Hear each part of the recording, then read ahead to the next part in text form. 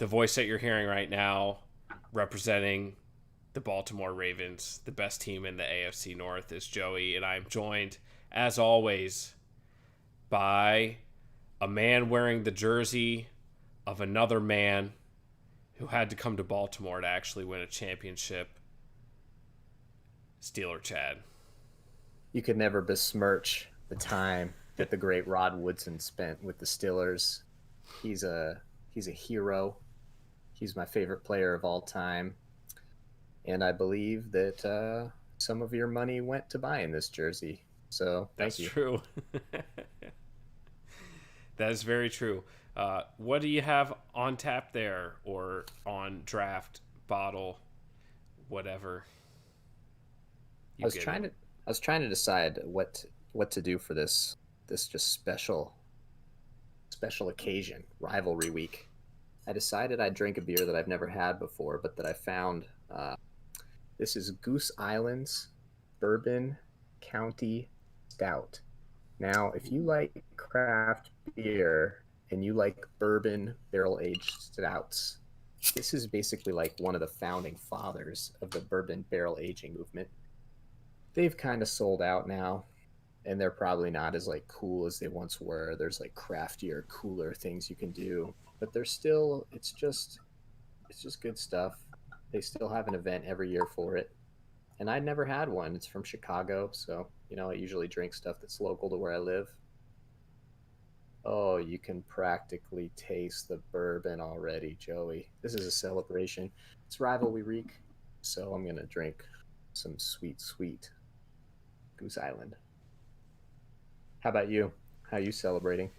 Oh, just celebrating winning the bye week, uh, pillaging the Vikings, as the Ravens are making an annual tradition of. Last year, I'm sure our listeners will remember, we sent a backup camp leg kicker to the Vikings for like a fifth round draft pick. This year, we sent a third round draft pick to the Vikings, who 6 regular season games ago spent a second round draft pick on Yannick Ngakoue. He a Terp, first of all, so it's a homecoming for Senor Ngakoue. He's a pass rush specialist. He played on the Saxonville defense with one Calais Campbell, Jolly Giant, and I'm excited. And so I am drinking, because it's rivalry week and it's serious business and there's no time to celebrate anything. Uh, just some BCAAs, for And those of you at home. That's branch chain amino acids. They are the building blocks of muscle. and are they flavored like something? Oh, that's where it gets really good, actually. This is a new batch for me. It's supposed to be flavored like whiskey and cola. But it's not. But at least it's not like unicorn blood or like rainbow farts or some fruity shit like that. So Joey, a fake muscle building drink that's a fake alcohol beverage is about as tool baggy as John Harbaugh's sunglasses. I am So it saving fits. my celebrations for when it matters. Well, as you know, and all our listeners know on this podcast, every week is a celebration for me because I treat myself right. And if you want to lift heavy weights, you drink a stout. Do you know what stout means, Joey? That's right. Right? Stout. You drink a stout aged in real bourbon barrels. One of us has the power of God's greatest gift to man in it. The other one, a bunch of letters.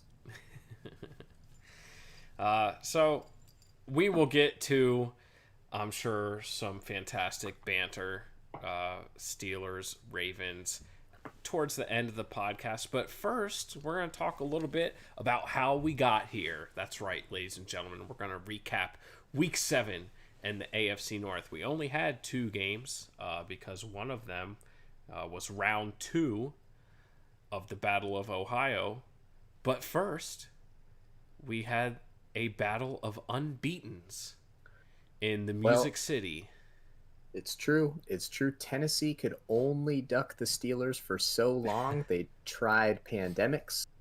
They tried it all. But in the end, they had to face the music, just like everyone has faced the music this year. And they faced it to the tune of a 27-24 drubbing, just Drubbing. absolutely annihilated for over half the game. Uh, a really magnificent 45-minute performance from the Pittsburgh Steelers. Really a 60-minute performance from the special teams, 45-minute performance from the offense and the defense. It was a great game. I'm not going to recap the whole thing, but I think the thing to take from this is that no matter who you are in this world, you got what you needed. If you're a Steeler fan or just a sympathizer, you got to see Big Ben at his best. He was feeling really snappy. He threw a couple touchdown passes. He was spreading it around. This is what good old Ben Roethlisberger does. If you don't like Ben Roethlisberger, you got to see 3 interceptions, all while they were leading, 2 of which cost the Steelers points directly. And he tried to throw a backwards left-handed pass. No consequences on that one. So that was pretty fun to make fun of if you don't like Ben, which many people don't. It was really just like one of those games. You got to see the best of the Steelers defense. TJ Watt, 2 tackles in the backfield on the unstoppable Tractor Cito. I can't remember if he had a sack or not. I think he had one of the sacks. I think they only had 2 sacks, and he had one of them. The one where he tried to like rip the ball out. He came Yes. on Tannehill's non-blind Yeah. seeing side and just like Yeah. went at the ball. Yeah. Good on It's Tannehill to impressive. hold on to that. Yeah, that was a good play by Tannehill to not lose it. Um, and then you got to see the Steelers blow it. Tractor Cito got half of his 75 yards in one drive to score a touchdown. And then, if you're a Steeler fan and you hate Tim Tebow, which is an obligation, you got to see a recreation of the famous Tim Tebow to Demaryius Thomas touchdown in an improbable wild card round playoff loss when A.J. Brown, who'd done a little, did a lot, scored like a 70-yard touchdown on a crossing pattern. Minka just fell down, very reminiscent of the safety effort. I believe it was actually Troy on Demaryius Thomas. So you got to see him get that big lead, play dominant, and then you got to see him just slowly let it all drift away. But in Steelers fashion, it only drifted almost away, and they won the game. And they are undefeated. They are the undisputed best team in the AFC as of this moment, and it feels good. It feels really good. Maybe that's just the bourbon. Yeah, won by the skin of their dicks. Steven Gostkowski, pretty reliable kicker until I guess maybe a little bit recently. He missed another kick for the Titans earlier in the year. Missed like a 48-yarder that would have sent it into overtime. Yeah. If you're the Titans, you prefer not to have to take a 48-yarder to tie it for overtime. But this game was like, I'm sure for you, not as much, like really boring. The Steelers' drives were very like methodical. There wasn't a lot of big plays. Mapletron got shut down a little bit. He's been kind of their go-to big play guy this year. One thing that really, really stood out to me this week more than any of the others, like I know they've scored a couple times on like some jet sweep stuff, but it seemed like every time you turn around there was like jet sweep action and things on plays. So it looks like Matt Canada's really kind of like finding his groove with some of that. Yeah, I made a note of it. Actually, their first touchdown ended up being a laser to Deontay Johnson. But before that play, they got a penalty and it was like an 11-yard touchdown. But they were on like the 3 or the 2 or whatever, and they ran a fake jet sweep to Mapletron, and then they dished it out the other way to James Conner in the flat, and that touchdown was nullified by a penalty. But it was a really great thing that the Steelers don't often do, which is to have a sophisticated offense that builds on itself. So if you're watching the Steelers really close, some of the plays that don't count are still indications that they're a good team. That was one of them. Yeah, the defense dominated, um, and I think the offense just did enough. Uh, they were solid, and the defense was good enough that even when the offense, so two of Ben's interceptions were at the very end of halves. Um, so they kind of got bailed. The one would have led to the field goal, um, They really but both ought to have, the to be other honest. one, yeah, They were outside of field goal range at the end of the first half, but they if, took you like a know, Hail Mary ish from like right around midfield, I think, at the yeah, end of the it half. was plausible that they could have gotten a field goal pretty reasonably in that situation.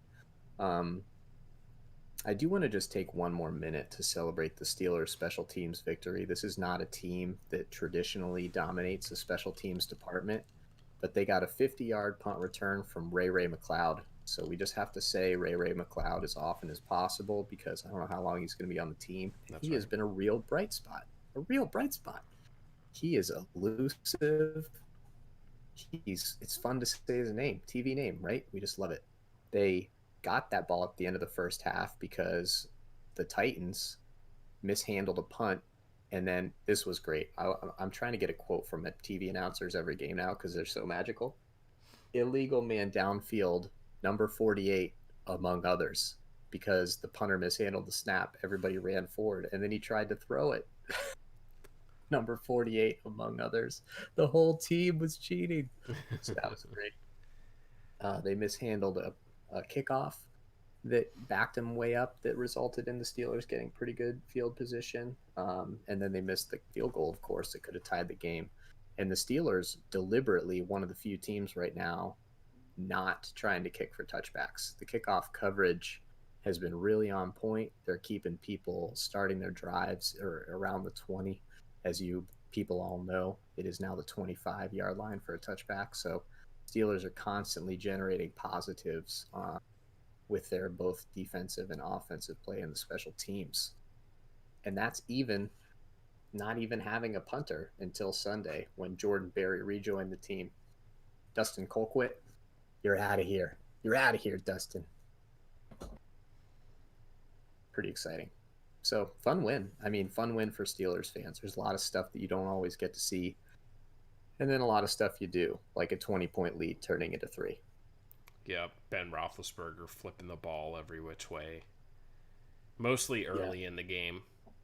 Um, yeah, yeah, and honestly, if you want to talk the interceptions, I don't actually remember all of them really well. I know one was on a tipped pass, so if you want to like blame him for getting a lot of balls tipped, that's fine. But it wasn't like a bad read per se, like a traditional Ben interception might be. And the last one, I don't love that he threw this pass. It was a pass into the end zone with about what 4 minutes left, or yeah. there You wasn't want much to time take the left. field goal there. You'd think you would not want to take a big chance, but Juju Smith-Schuster was single covered by a linebacker that I want to talk about again in a moment. And Ben Roethlisberger threw a not perfect pass. Now, if you know anything about Ben, he's pretty sure that he can throw a perfect pass every time, and that's why he doesn't care that much about coverages. He was off. He threw it a little low, and linebacker Jayon Brown was able to deflect the pass, and then the safety and the corner were closing in on the play, and it happened to deflect right into their arms. Um, It looked like maybe that was an option route, and Juju and Ben were on a different page because it looked like, and you can't really, I didn't watch like the all 22, but from the TV camera it looked like Juju kind of ran like in and then back out, and Ben threw it like in more. yeah, I mean, he was running up the seam, so Oh, you're talking about the very end of the game. yeah, Oh, I don't okay. remember the other one. And the one at the end of the game, Ben just said it was not like accurate enough. Yeah. So the one that you're talking about is, the bad one. So 3 interceptions, none of them were as bad as Ben is capable of. I promise you that. he can throw some pretty ugly ones. He was just slinging it today. He just believed in his accuracy, and there were a couple times when it wasn't quite there. Good news for the Steelers is next week they're not playing a very opportunistic defense, and so it shouldn't really affect their game plan at all. Yeah, and it won't because Ben doesn't care.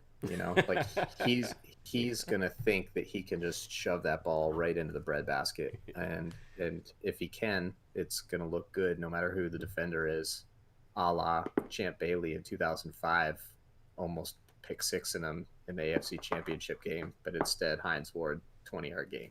Like he just right over the top. Yeah, Um, remember and that otherwise, pass like it was yesterday.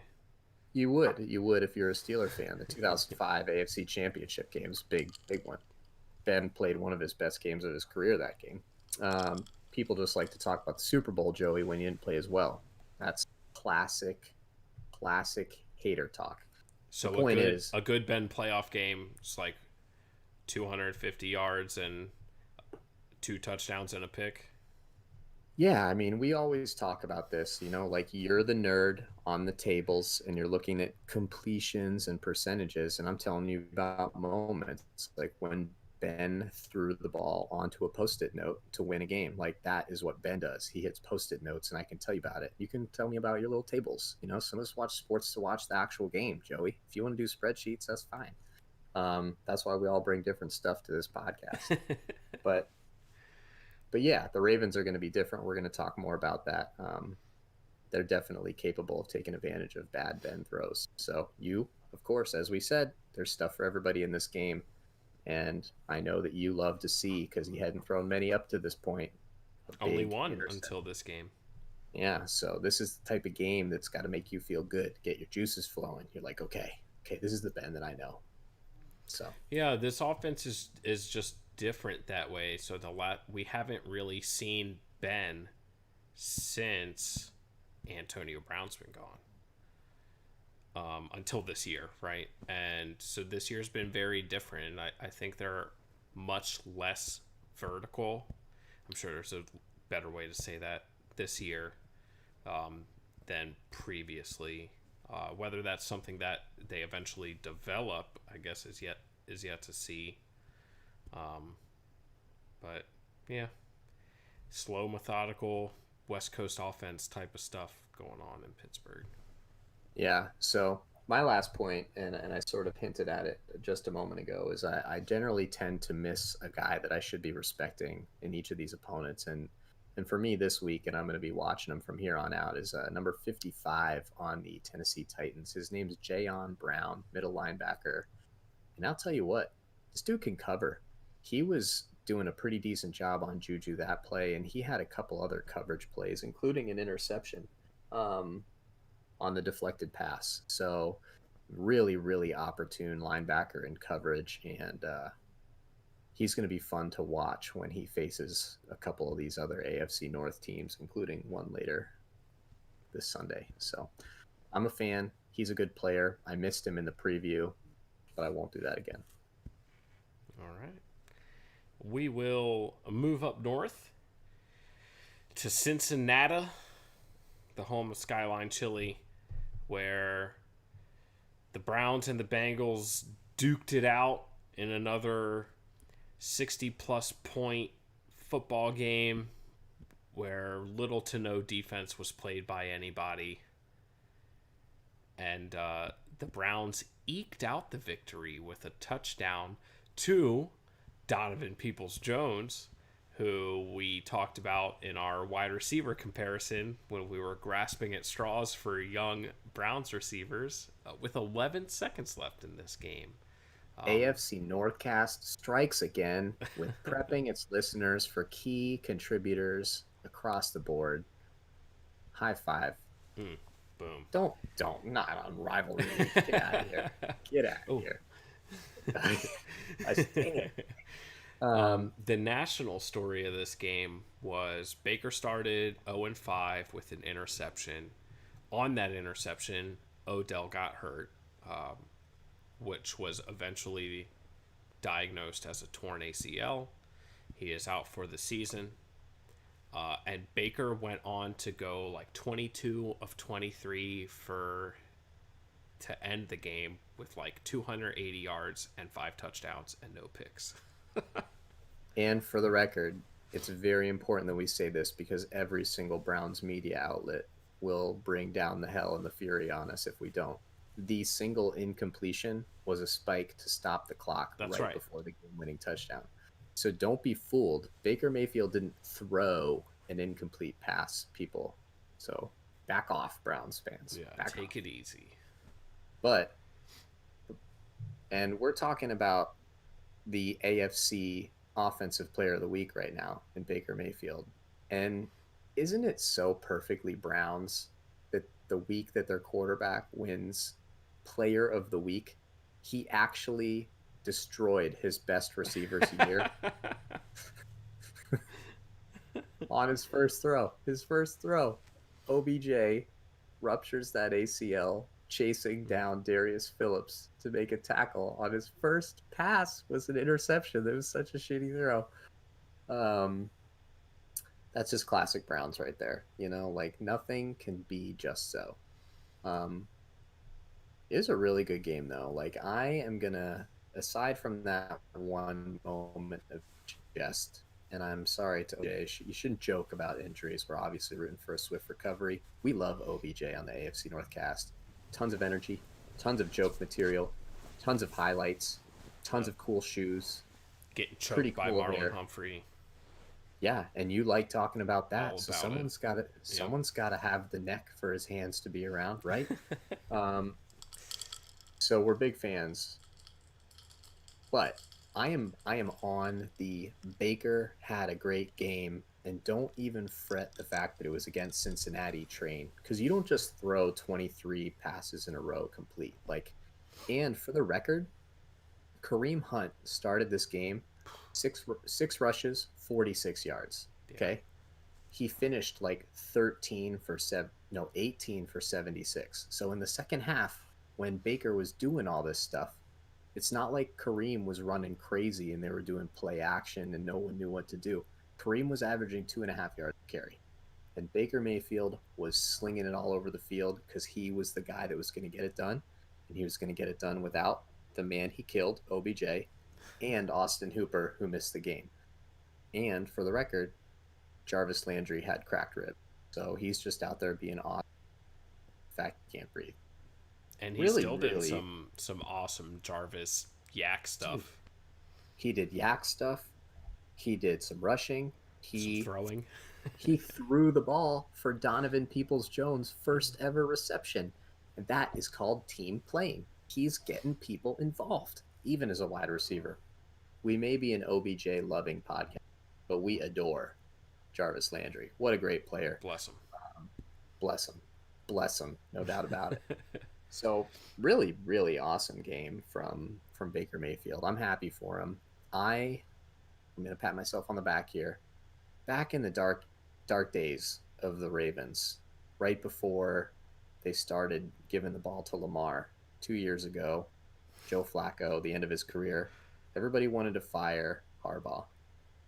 And I was like, slow down, dude. This guy's a really good coach. They put a good team together. They're always competitive. Just give him a second.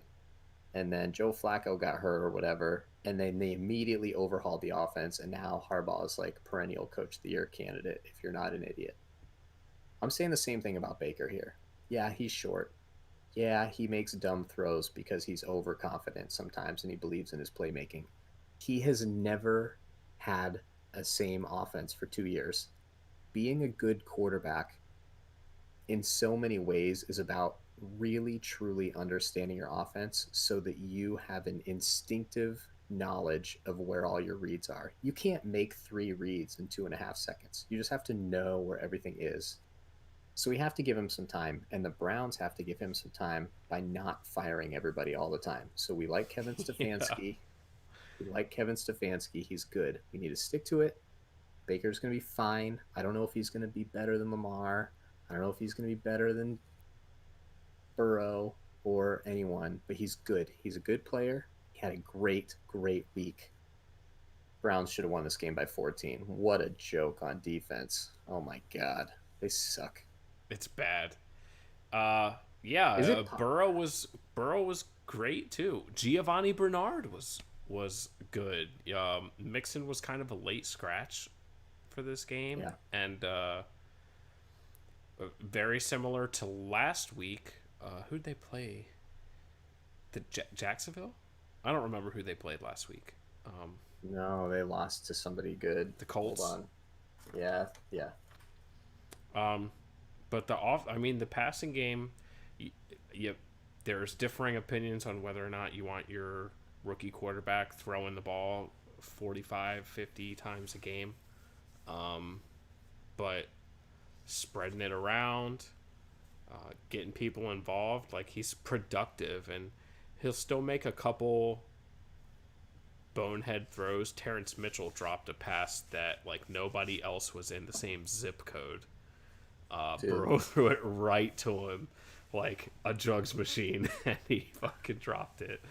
I wrote that down and I'm glad I did because that drive ended in Higgins' best after the catch moment of the season. He caught a ball in the middle of the field. He got physical. He did a little spin move and he got about the last 7 yards to get in the end zone. Um, yeah, that was terrible. Come on, Money Mitch. That's like the one thing. He's like a ball hawk, right? Yeah. Jesus, come on. Are we still propping up Burrow, or can I start really crapping on the Browns defense right now? I just want to. So, both of the offenses uh, were only ever really impeded by their own fuck ups. Yeah, On the Bengals side of it, it was like the only thing that ever stopped was like you turn around and Miles Garrett would be in the backfield in like a second and a half, or they'd blitz and you had free runners coming at Burrow, and sometimes he handled it with poise, and sometimes he just kind of shelled up and took it. And that's all that ever really stopped a Bengals drive. all right. Well, you brought up a couple things that I definitely want to touch on. One, going into this season and from what we've watched, approximately where would you rank the Bengals offensive line in the NFL, bearing in mind there are 32 teams? La- Bottom three, Right, at exactly. least, yeah.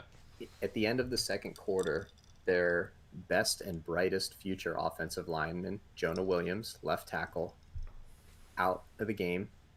And who's the freaking center? Oh, shoot. Where did I write that down? Jonah Williams, replaced by Fred Johnson. Trey Hopkins. Trey Hopkins. None of these guys are good, right? They stink. Yeah. They stink. And then they got hurt and they replaced him with backups. Okay, so Fred Johnson moves to left tackle. For the record, he's a guard. Just letting you know. So when Miles Garrett got Oh, his like second sack when he ran right by Fred Johnson, and you're thinking, wow, how come Miles Garrett didn't have to really like turn a hard corner on Fred Johnson? Because he's a guard, people. He's a guard, people. So everyone that's shouting about Miles Garrett being Defensive Player of the Year, hey, way to turn the corner on an undrafted free agent guard that the Bengals took off the Steelers practice squad. Way to turn the corner, Miles. Oh, and for the record, that drive ended in a touchdown. So way to change the game, loser.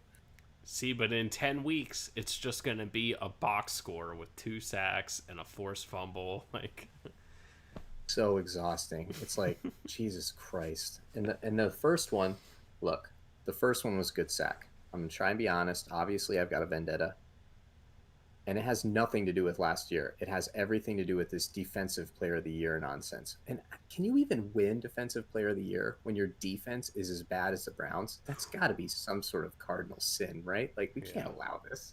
If We your have a defense job. gives up like 35 points a game. Yeah, as journalists, which we are journalists. We have a job to do to professionalize this whole industry. Miles Garrett cannot be Defensive Player of the Year. That being said, his first sack was excellent. He ran right by Jonah Williams, who is the one offensive lineman the Bengals have that they would, you know, put some time behind and keep as they rebuild this team. Probably, maybe Trey Hopkins, maybe Fred Johnson if they can move him back to guard. We'll see. That's the much dicier proposition. Good sack. Stripped him. Did everything you could do. The Browns turned that into a field goal to go down 7-3. So Myles Garrett counted for 3 solid points in a game in which the offenses couldn't be stopped. Way to go. Awesome. Changed the whole game, Myles. DPOY. DPOY, everybody. Hey, Browns won by 3. You want to hear about a DPO whatever? How about freaking Denzel Ward? Denzel Ward, who our friend and longtime Ravens fan, Roddy Nieto, he said, check out this power slide. Denzel Ward on like the second play of the game. I'm glad he told me because I went back and watched later. I might have missed it. They run a wide receiver screen to, I think it was Higgins. It doesn't matter. Michael Thomas is the receiver that's supposed to run out and block Denzel Ward, which shouldn't be a huge deal. And Denzel Ward slides like some sort of double dragon or Mortal Kombat trip move. He like slides underneath him and makes the tackle for a loss. And I have been high on Denzel Ward's tackling on this podcast. He's not known as a tackler. He's known as a fast ball hawk guy, but I've been talking him up. I think he's been good. I am not claiming any sort of projection that he was capable of this sort of move. It was awesome. It was awesome. Now, they still continue to move the ball. And on that first drive, you want to talk about winning a game? Well, Cincinnati got down to the 2-yard line, and Denzel Ward was matched up against, I think it was Higgins. It was either Higgins or Thomas inside, lined up like a tight end, and that receiver didn't run a route. So Ward, he kept his poise, kept his eyes up, and you know what happened? Joe Burrow throws a pass a little low. He jumps up, deflects it. That pass is intercepted in the end zone by B.J. Goodson. That is how you win a game by 3 points at the end, okay? That was a game-changing play. So I don't want to hear anything about Myles Garrett being a player of the week. Denzel Ward is a player of the week.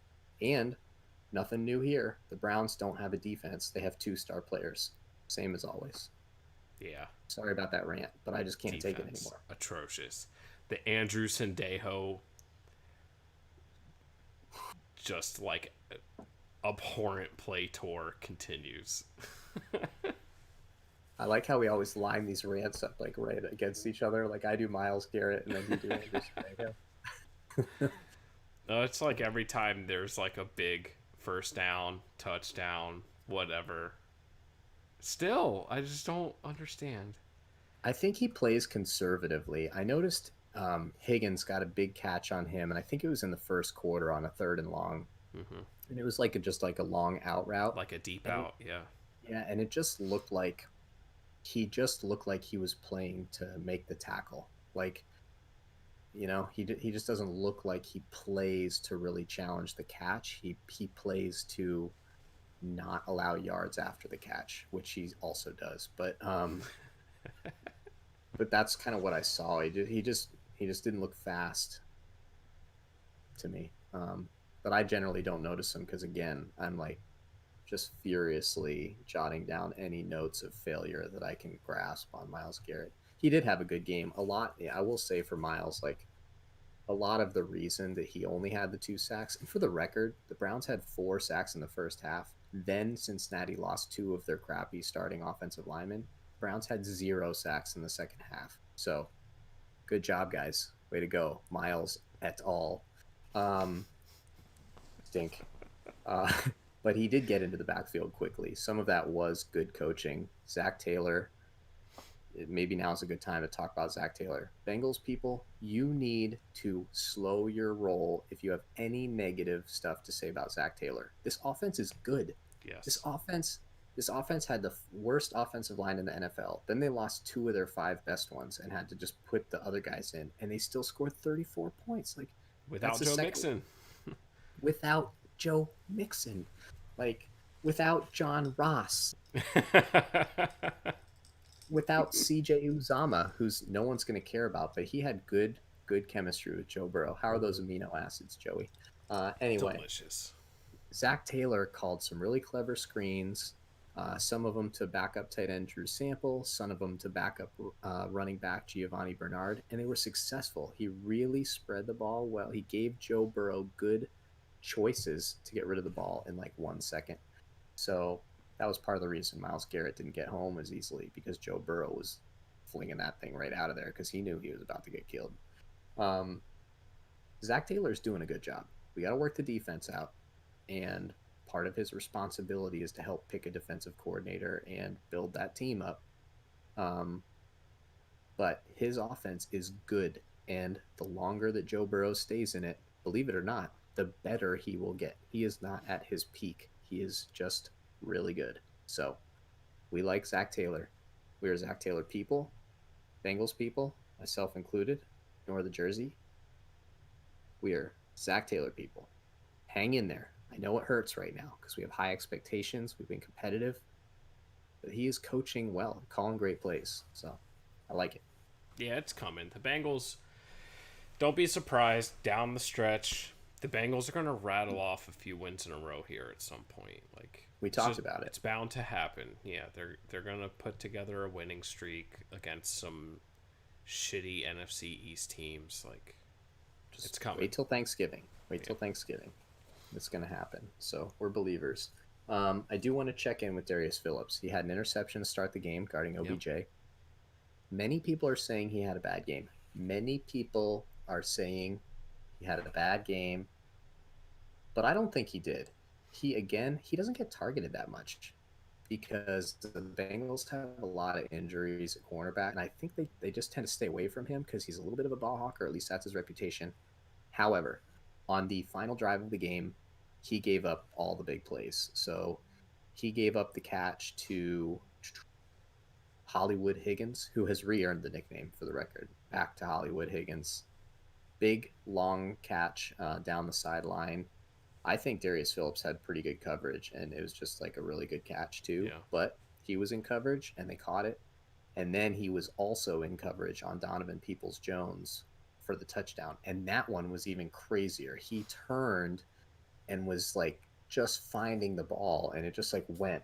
I mean, if he'd have turned a quarter of a second, he at least gets his hands on that ball enough for it not to be a touchdown. I think that he had a good game. I think he was in great position, and a really, really excellent couple of plays got made on him.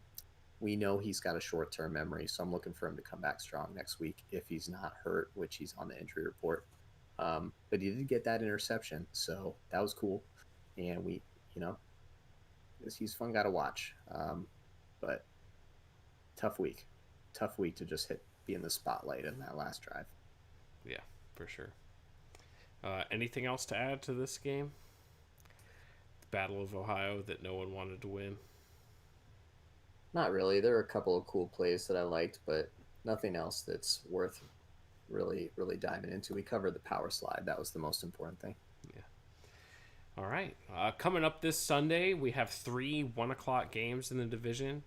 And we can start with Darius Phillips Bengals. They will be staying at home and hosting the previously discussed Tennessee Titans. First of all, take it away. I'm just so excited about the games this week. Like, obviously, we've got a big one. We're going to talk about that one last. But this is a really good week to see if all of our bluster about our division is worth anything. Is it worth anything?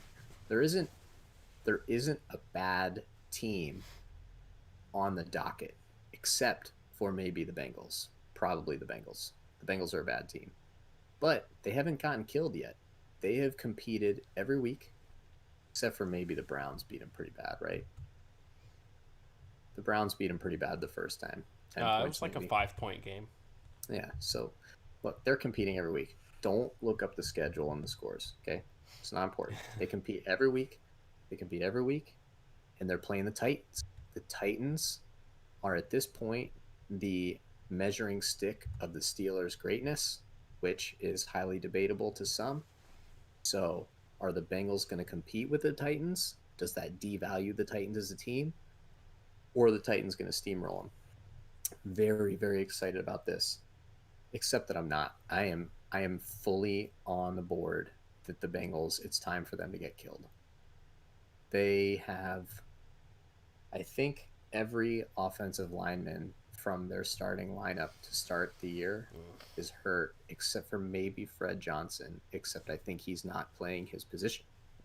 I could be wrong about that. The point is like, look, I can't waste my time learning the Bengals backup offensive lineman. I can't do it. It's not worth it. And so I will not demand that of you, our wonderful listeners. They stink. They stink and they're all hurt. How? That's a disaster. And then Joe Mixon is still hurt. He did not practice as of today, Wednesday. So this is a problem. Okay. So Joe Burrow's probably going to throw the ball 60 times. That's just the way it is. What do you see in offensively? Is there hope? Is there hope offensively? I think there's hope offensively. I would just be worried. I mean, the Titans defense is absolutely not the Browns defense. Vrabel's gonna have them coached up proper, and I think the Bengals are good enough in the passing game to pretty much give anybody problems. But I would be concerned about what kind of exotic things the Titans are going to do to confuse Burrow, because he's still a rookie quarterback, and I think the biggest chink in his armor right now is the mental side of things, and we saw it in the Ravens game, which was not that long ago. You know, you can get after him and kind of like freeze him. We saw it a couple times in the Browns game with some exotic blitzes and some things. You could tell he was caught off guard by a couple things, and I think Vrabel is a really good coach, and I think that the Titans might kind of feast on that. So I would not expect another 30-point performance, especially, like we said, with the injuries to the O-line and the running backs. Like, we'll see. And we know their defense can't stop anybody, so... Tractor Cito.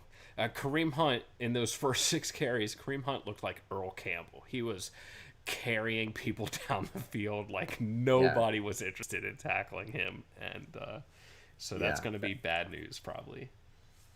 So on defense, defensive line, right? And I propped us up a few times in the last few minutes. The AFC Northcast firmly believed at the beginning of the year that the defensive line was a strength of the Bengals defense. They are officially minus DJ Reader, who is by far their best run defender. They may be minus Sam Hubbard again, who might be their second best pass rusher and one of their best run defenders. They have demoted Carlos Dunlap and Geno Atkins to backup roles. Carlos Dunlap got traded to the Seahawks today, which is good because he put his house up for sale on Twitter right after the game this week. And Joe Mixon said, "Let me get that."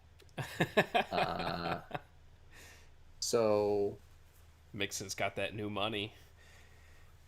This is a tough situation, and that's the only way I can say it nicely. That's supposed to be the good defensive group. That's the good ones. Yeah. It's all messed up. It's all a mess. They were celebrating because they got, I don't even know his first name, Sam maybe Covington, who's like a backup nose tackle. They got him back from injury. So now they've got like a good backup who they can now stick in there to help stop the run. It's just a mess. Not to mention the fact that William Jackson is on the injury report. So is Darius Phillips. And of course, Trey Waynes was injured in preseason. So like the corners are a mess. So then I start to think to myself, how do you tackle Tractor Cito? How do you guard and then tackle A.J. Brown or Jonnu Smith? And I don't have an answer because we didn't really talk about this in the Steeler game, but I think part of what happened is that, and as physical a team as the Steelers are, like Tennessee is going to win a lot of second halves this year. They just have guys that are, it's just really hard to tackle them for the whole game. Yeah, it's just like really hard to do it. They're fast, they're big, and they're strong. And like if you make a single error, it's a touchdown.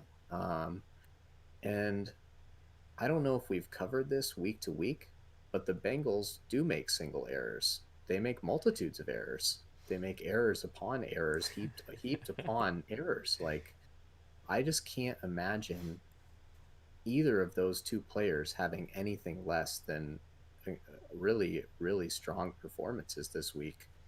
So I was kind of high on Cincinnati, like still playing decent offense, even with the injuries, because I don't think Tennessee's defense is any good at all. But I like your point about Vrabel's coaching, and I think that Tennessee could score 112 points. Approximately, give or take. Yeah, so I kind of think this is going to be the one that the Bengals don't really compete in. Um, and then they'll get back to being competitive every week and being surprising and stuff. But I think that the stars are all just lined up against them injury wise and matchup wise this week. I think it's going to be tough. Yeah, Titans coming off a loss. Yeah, I think that's probably pretty likely. Kind of a perfect storm situation for the Bengals there. Yeah. So I don't know what the spread is, and I don't care. Tennessee plus 17, It's not as much minus as 17. you'd think it is. I want to say, yeah, Titans are favored by 5.5. Can I tease it to 17 and then get my turn my $10 into 1,000? There you go. Yeah. That's what I'm going to do this week. Also happening in the state of Ohio, Chucky Gruden is coming into town. The Las Vegas Raiders are being hosted by the Browns, also at 1 p.m. Browns are favored by 2.5 in this football game.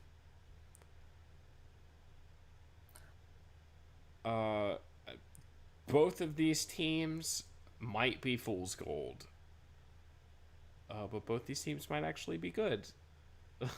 So we're probably going to find out a little bit, at least about one of them, if not both, in this game on Sunday.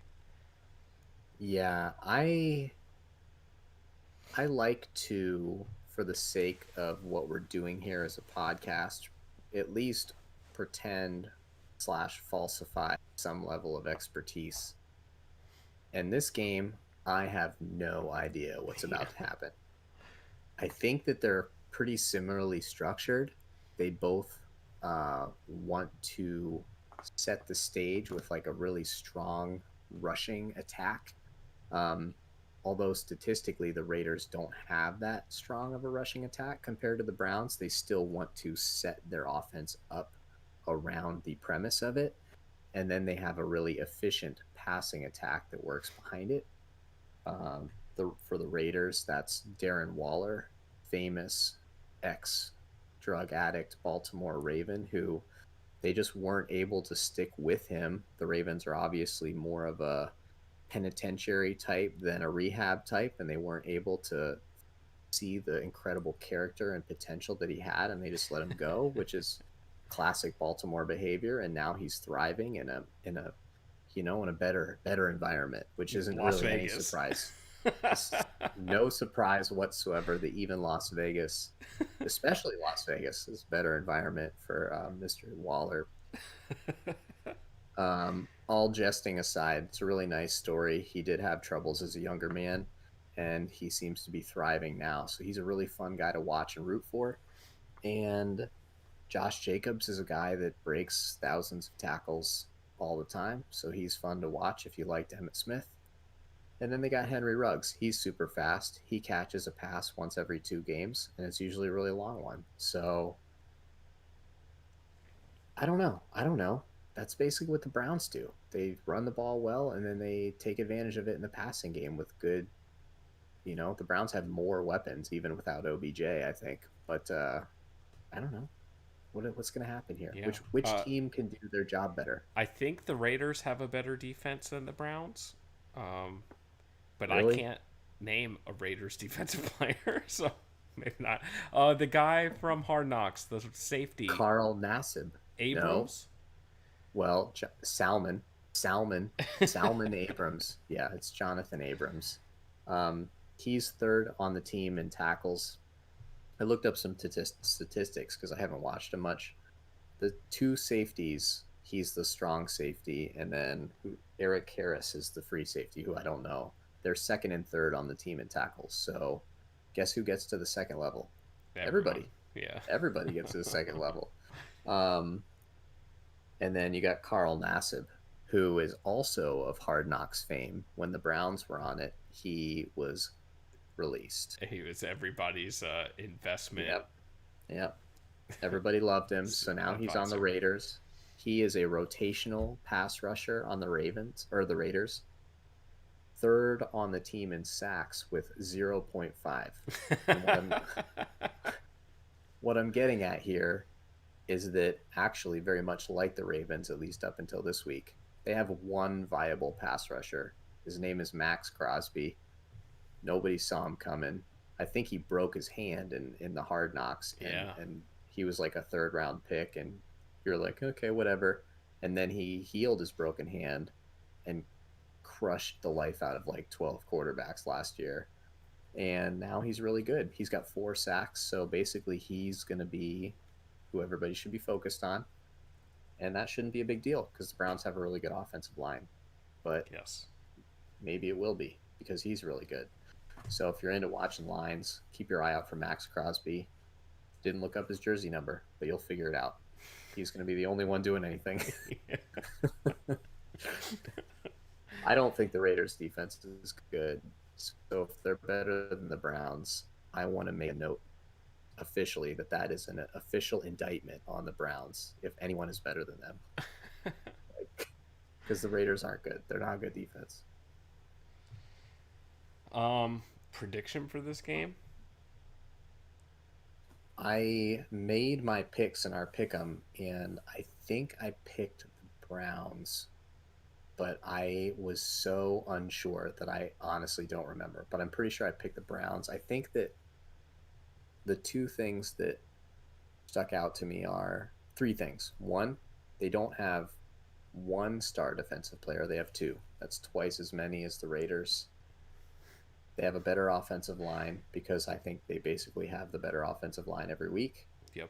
And I think even without OBJ, their passing weapons are more diverse. So Baker doesn't have to depend on, a Waller, like. But dude, I mean, the safeties, like, dude, if Sendejo is trying to keep up with Ruggs, it's over. And I don't Waller. think that you can. I don't think you can leave Denzel Ward on Ruggs. Maybe you put him on Waller, honestly, because Ruggs only catches like 2, 3 passes a game. You can't waste Denzel Ward's talents on that, Yeah. which is bad because the Brown safeties stink. Yeah. I don't know. The Although, more that we talk about it, the more I think the Browns win. For some reason, and this has been a big narrative this week.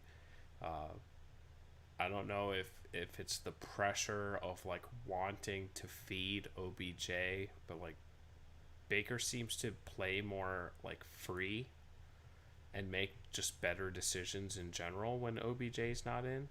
Like yeah, not just last week, just like historically for the yeah. Browns. So Odell's dealt with a few injuries since he's been there, and it seems like Baker does a really good job of getting everybody involved and not forcing the ball when OBJ's not in there.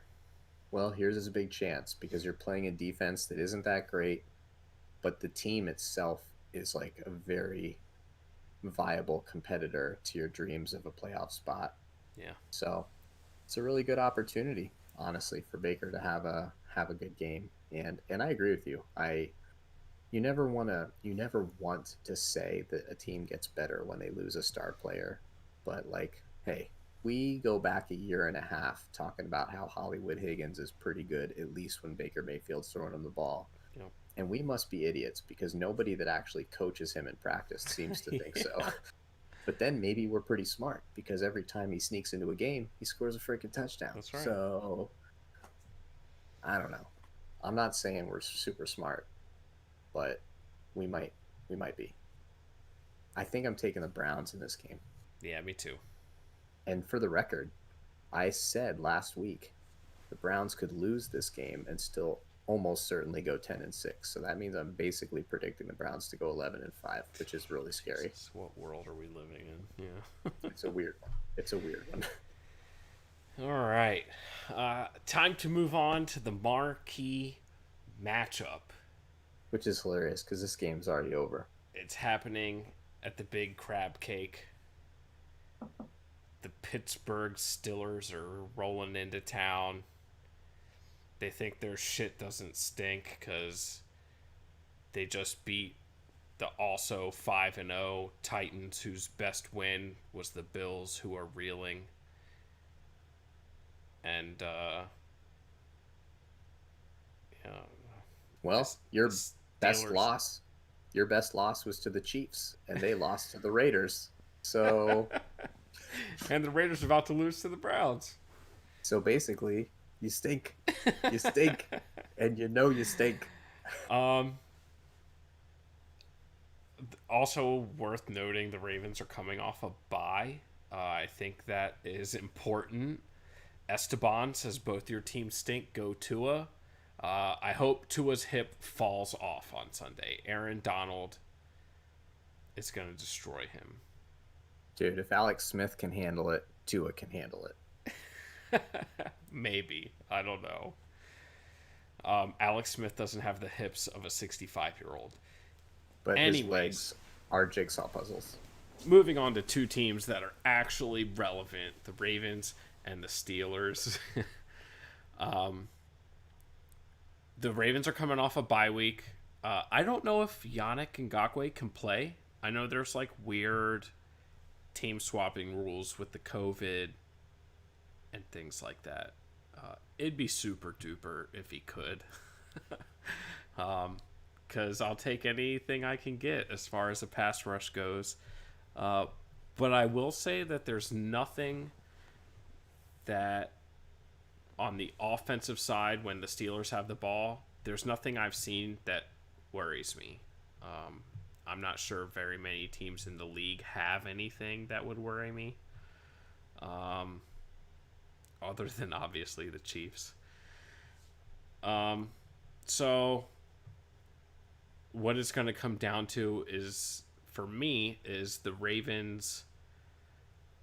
I wouldn't say sputtering offense, but just kind of like meh offense so far this year, and how they handle Pittsburgh's defense, which is outstanding, but the back end can be exploited.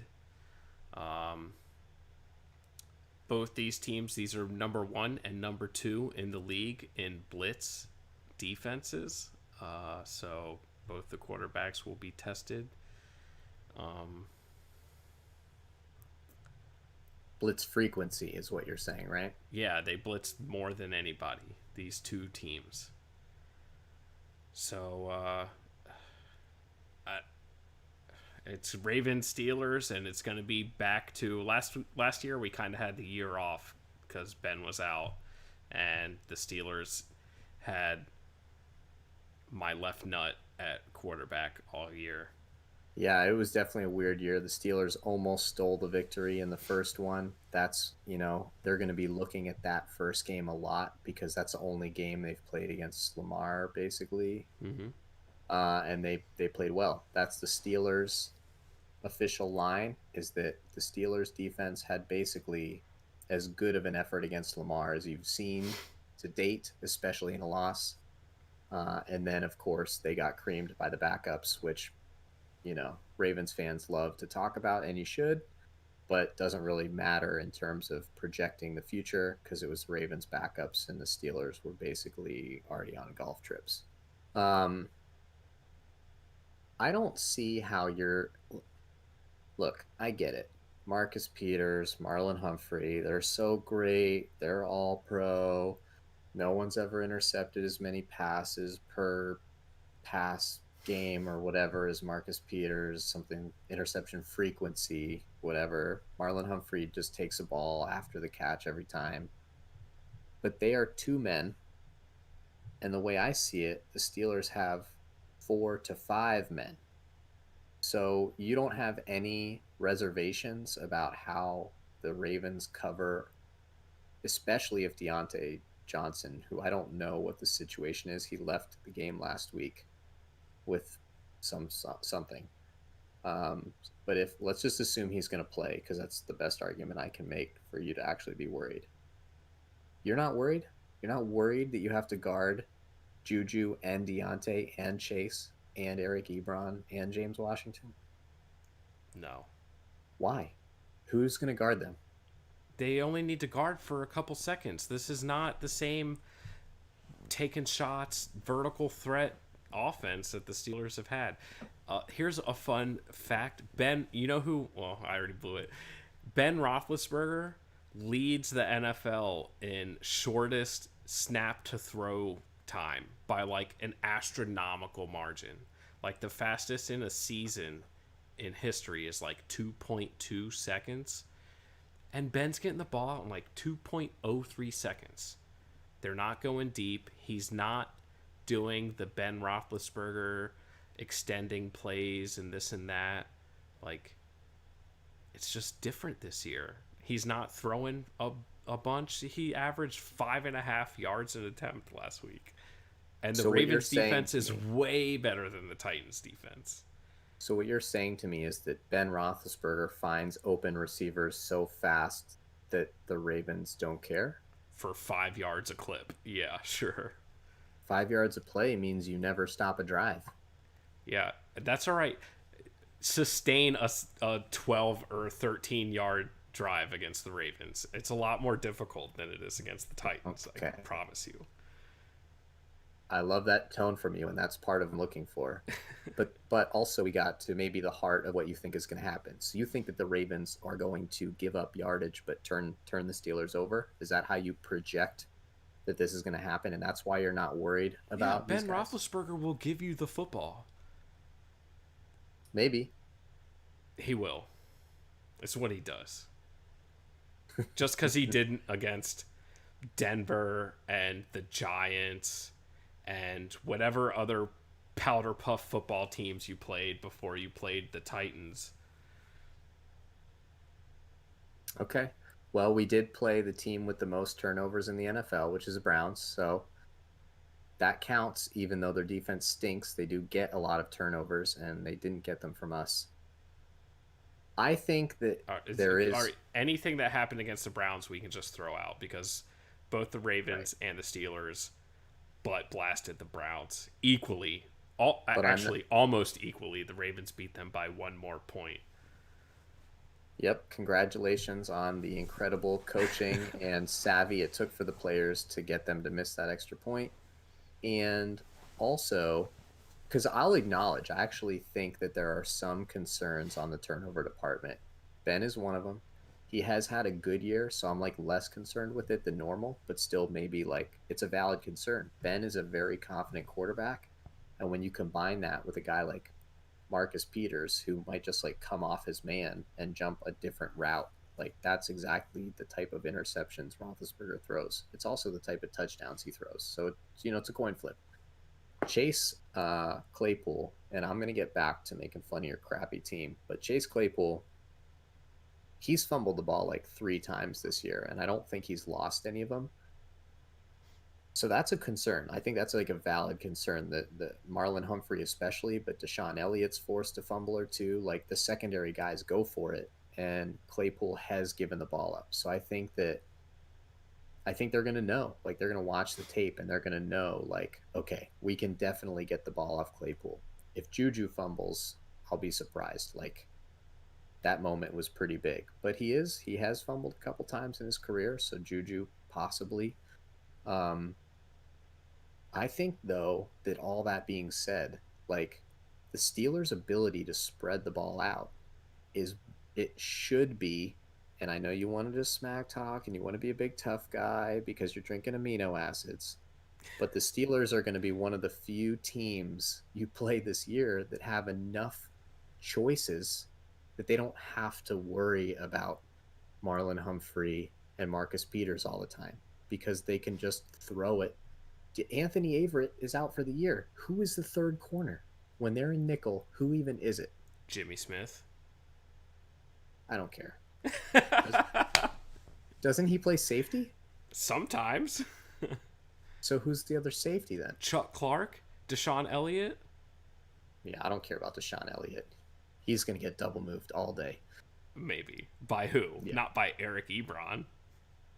No, not by Eric Ebron. By like Deontay or maybe or Juju. Juju could easily double move him. Um, I think there's legit problems here. And also, like Deontay Johnson after the catch is a huge issue. He's a huge issue. Like you don't have any concerns about the tackling element there. You know Clark is No. going to be up near the line of scrimmage. The Ravens secondary. The Ravens are good. A good tackling team. No one's good at tackling Deontay. Okay.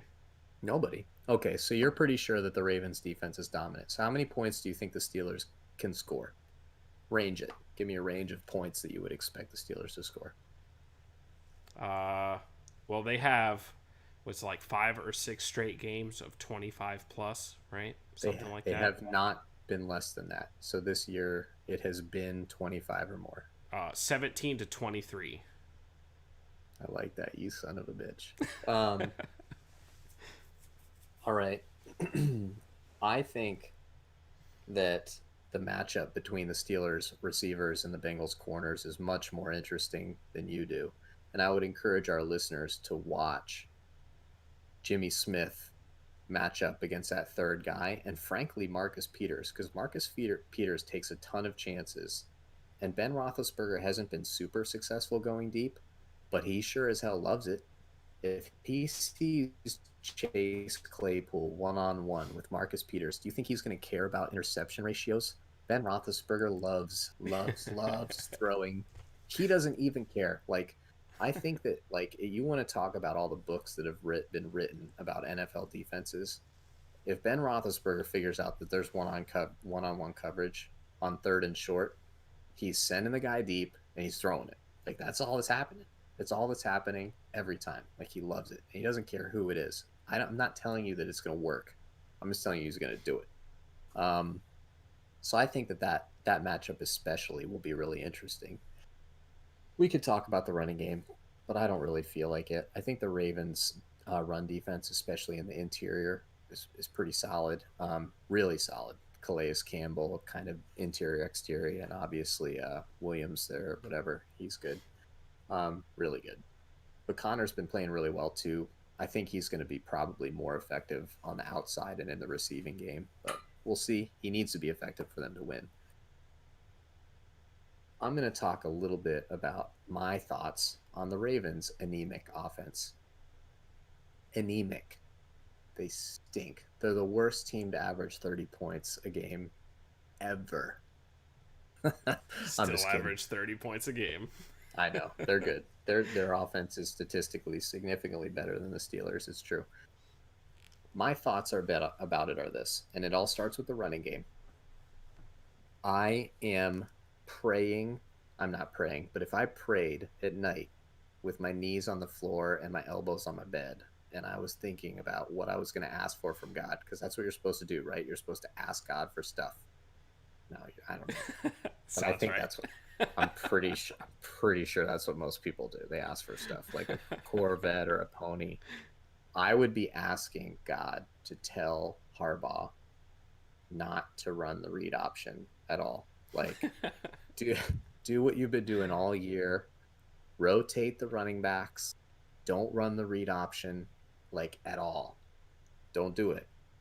Keep them rotating. Bring in Dobbins. Bring in Ingram. Bring in Gus every once in a while, but not too much, because Gus has been pretty good. So make sure he doesn't get any more than a third. I don't want to see too much of Gus. I don't like Gus that much. The other guys I like. Especially Ingram when they're not running the read option. I don't think I've seen him break a tackle yet this year. And if they can stay away from the read option and they don't lean on Gus, I'm really not afraid of the running game. Like, the Steelers' run defense is really good. I think that my prayers will not be answered. I think that the Ravens are going to watch the tape and be like, the only way to beat this run defense is to use trickeration, which is them not knowing who has the ball. So the Steelers officially lost their best Lamar usher. And we all know what that means, right? We need someone to usher Lamar out of bounds. Usher. Don't hit him that hard because it's not going to happen. Just usher him out of bounds. That was Devin Bush. That was his job. He had a really cool tuxedo. We had it all lined up. He was going to have the flashlight. He was just going to guide him right out of bounds. He's gone. So we got Robert Spillane now. Is he good? Like Dude, he's like fine. is he okay? Like I know he's not good, but He's excellent. He's excellent. he's And he's fine. fine. He's the Look, type of guy that will create a car crash with Derrick Henry in the hole, and so Steelers fans will love him because he's got a head full of concrete.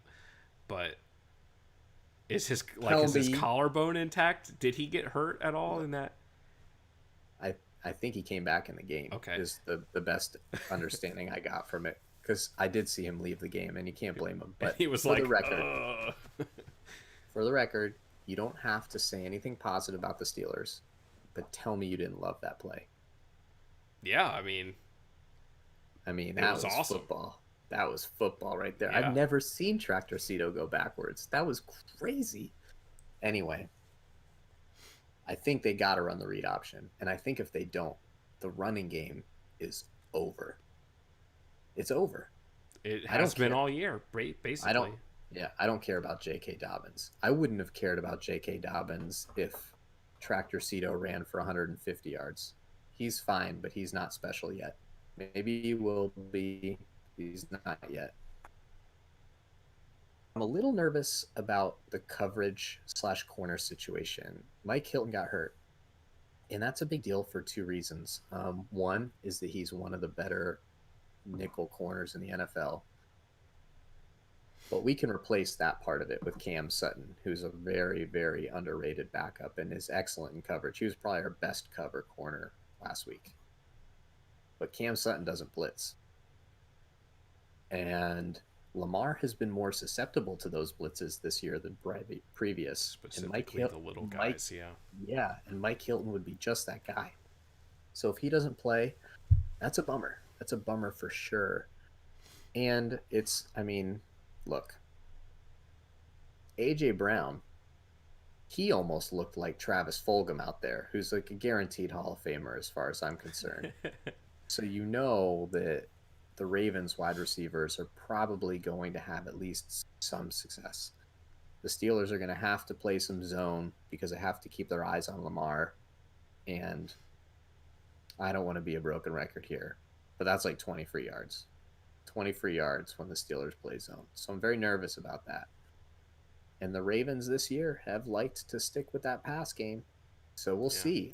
I'm very interested to see what their strategy is, because I think this if things go as poorly as I could ever imagine, and I'm not going to put myself in that place mentally, this could be Lamar's best game as a passer this year if all the spots align. But if they try to branch things off the running game and they do it foolishly without trickeration, few turnovers here, a lot of plays in the backfield there. And coming into this season, I wouldn't have told you that I thought a Steelers blowout was possible, but I think it is possible now. I don't think it's likely, but I think it's possible now. We haven't seen the Ravens play really well from way behind. I'm not trying to make a joke. I know you've heard that a lot, but we haven't. So the Steelers could go up a lot. It's possible, and they could just stay there. I don't think it's likely, but I do think with the way the Ravens offense has been structured and the strengths of the Steelers defense, it is possible. Minka can't be falling down though on crossing routes. That's not acceptable. No more of that.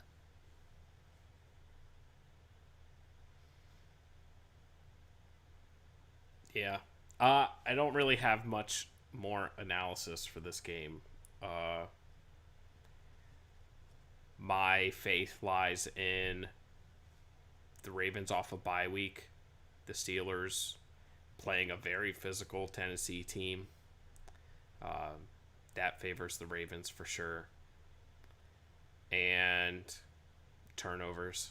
I think Lamar is a very intentional, careful, um, because he has the legs to rely on. He doesn't have to force into spots as much, and maybe that's part of the playing from behind thing. Is he kind of gets out of his game when they're behind and feels like he does have to force it more.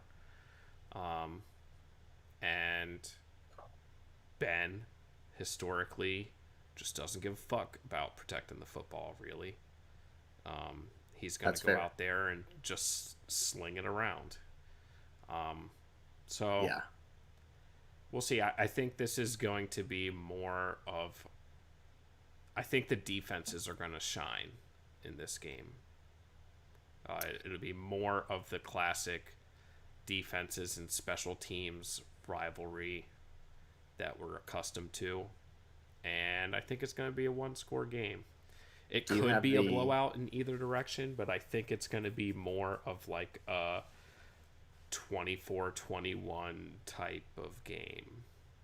Yeah, I tend to agree with you. Do you by any chance have the over under number Right now, the Ravens are favored by 3.5. It for the total score? opened. Oh, let me. I can look it up real quick if you Because want to talk and about it. because yeah, I'll talk about it because I'm heavily leaning under in this game. I think I like your analysis there. I didn't specifically say it, but I think that I think the Steelers front has just a massive advantage on the Ravens offensive line. If that game is anywhere near the high 50s, it's easy money. No, is it like 50? 46.5. Vegas is on to us. Oh, that's tough. That is. Yeah. Damn you, Vegas. And I just So said smart. like 24-21. Like that's. Yeah. So smart, Vegas. That's tough. 45, you said it was the 46 46? and a half. Yeah. I don't think I would take that under. Never mind. Um, Vegas, well played. I do think I do think the Steelers front has like a huge advantage over the Ravens offensive line. Lamar could potentially cancel out a lot of that advantage. We'll see. He hasn't done it as much this year as he did last year to other teams. Um, and I think the Ravens, as you pointed out, they're very opportunistic. I think their secondary. That's why I'm so curious about it. They really could take advantage of Ben. I'm not as sure that they can take advantage of the wide receivers, if that makes sense. Just because they're not as deep as they started the year at. Um, I'm very excited to watch just everyone on the Steelers front just really win. Honestly, like Dupree, Watt, Tuitt is playing lights out. I think I think Cam Hayward, the All Pro, he might be the worst guy on the whole front right now. So I Alu. hope, yeah, I think he's better than Hayward right now. He's just slicing right through, breaking gaps up. It's just a debacle. I don't know how you're sleeping at all this week. I really don't. Trust in Lamar. Big Truz. I like that. I like that. I I can't. think a sneaky guy to watch for, specifically the Ravens. He shows up in big games, like last year against the Patriots. Watch for Nick Boyle to get involved with the way that Watt and Dupree play. I wouldn't be surprised to see the Ravens go two tight ends a little bit more in this game. And Andrews commands so much attention. I think Boyle could be available as a safety valve for Lamar pretty often in the passing game. Yeah, that would be smart because the thing that Devin Bush also did for the Steelers, besides practice ushering Lamar to the sideline, was cover tight ends in the seam. And now they have Vince Williams and Robert Spillane, who are both just excellent brick walls in the running Yeah. game. And Vince Williams particularly is an excellent blitzer. They lack the athleticism to cover in the seam really well. Vince is smart, so he'll do smart things, but he'll do them a little slower than you want sometimes. And Spillane might just be a capital L liability. So we'll we'll see if they can protect him. We'll see what kind of formations they use. That could be a problem. So that is a good savvy analysis that's tragic to say won't pan out for you, but I like the way you're thinking. That's good coach speak. And when Thanks, you lose buddy. by 25, you'll just be able to say that game script is the reason that it didn't happen that way. Yeah, anomaly. Rivalry game. You never know. Anything can happen. I have seen the Ravens lose by approximately 30 points to the Steelers before. When both teams were pretty good. Like Joe Flacco, Ben Roethlisberger era. So, Yeah. see. We've both had our wins and both had our losses, and next week I've already started thinking about my celebration beer for next week's podcast. It's going to be really I'm very excited. I'm very excited to come into this game somehow as an underdog, as the best team in the AFC. It's a great feeling. It's a perfect place to be. Technically the best team. That's exactly what I want to be. So Good. you're taking the Ravens. Yeah. You're obligated to take the Ravens. Yeah. I'm obligated to take the Steelers. But we're both very excited. This is why we do the podcast right here, because your team stinks, and just to look you in the eyes next week when we break this whole thing down is going to be such a treasure. It's the best gift you could ever give. And the good news is either way, they do it all again Thanksgiving week. So we get a couple games break in between, and then it's round 2. It's back That's on. right. So it's good Some time. of you are thankful for God. Some of you are thankful for the meal before you. And some of you are thankful for your families. And we're thankful for the opportunity to tell each other our teams are shit. That's right. Also, Ravens, this is a classic case of if you want something done right, you have to fucking do it yourself. The Ravens are pretty much far and away the best team the Steelers will play this year. And I don't think it's particularly close. The Bills are the next best team, I guess, or this Titans team that they just played. So if we're expecting the Steelers to lose enough games for the Ravens to win the division, the Ravens may have to take things into their own hands. Well, as Mike McCarthy said, after studying Pro Football Focus for an entire year, All summer, yeah. if your team wins 4 division games, you're more likely to win the division. Pretty good chance, yeah. It all starts this Sunday. Very true. All right. Anything else to add there, buddy? I don't know. I didn't win the pick'em, so I don't know who did. Oh, I don't know. I am, I think, 5 games off pace right now. I'm sitting 3rd overall in the standings. Justin's lovely wife, Sam, is leading the way. No kid. Good And, job, Sam. 2nd place is our good buddy Bones, the Bone Daddy. What? Yeah. How are these?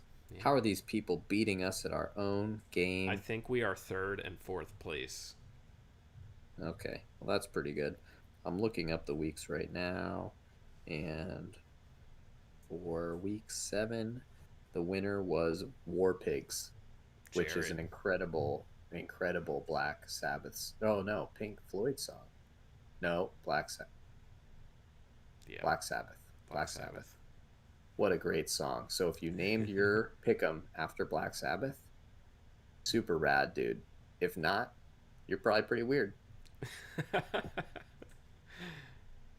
And on that note, we will catch you guys next week. And I'll be back here sipping a Baltimore martini, talking about how the Ravens butt blasted the Steelers. And that will all be a dream.